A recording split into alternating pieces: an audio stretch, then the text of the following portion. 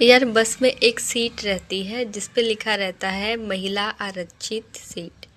ठीक। और मैं कल आ रही थी बस से, तो मेरी थोड़ी तबीयत ठीक नहीं थी, मुझे वॉमिटिंग हो रही थी।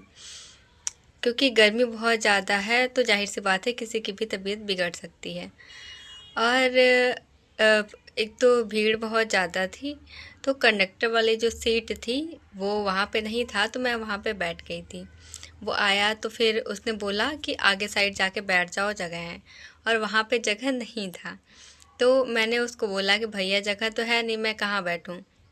फिर मैंने देखा वो जो सीट था महिला आरक्षित सीट, वहाँ पे पुरुष बैठे हुए थे। तो मैंने उस कंडक्टर से बोला कि ये सीट तो महिलाओं के लिए है, तो यहाँ पे ये क्यों बैठे हैं, यहाँ तो हम बैठ सकते हैं ना। तो उसने मेरे को बोला कि तो आपको पहले आना चाहिए था, आप बाद में आई तो आप नहीं बैठ सकती। तो मैंने उससे पूछा आप आरक्षित का मतलब क्या समझते हैं। आरक्षित का मतलब ये होता है कि वो स्पेशल महिलाओं के लिए है। ठीक है, वो स्पेशली उन्हीं के लिए कैटेगराइज किया गया है कि वहाँ पे महिलाएं ही बैठेंगी, वो पुरुष के लिए नहीं है। और बगल में वो दिव्यांग का सीट था। तो मैंने उससे ये भी पूछा कि यहाँ पे जो लिखा है दिव्यांग सीट, तो कोई ऐसा व्यक्ति आता है जो दिव्यांग है, तो क्या आप उसको नहीं बैठने दोगे? कहोगे कि अरे तुम दिव्यांग हो तो तुमको पहले आना चाहिए था, अब तो लोग बैठ गए हैं। ये कोई मतलब होता है? फिर फिर वो इग्नोर कर रहा था।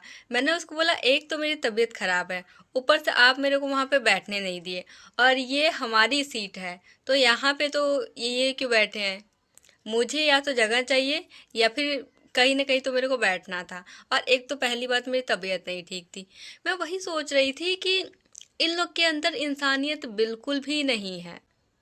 समझ रहे हो तुम लोग? तो भाई मैं बस इतना कहूँगी कि अपने हक के लिए लड़ो।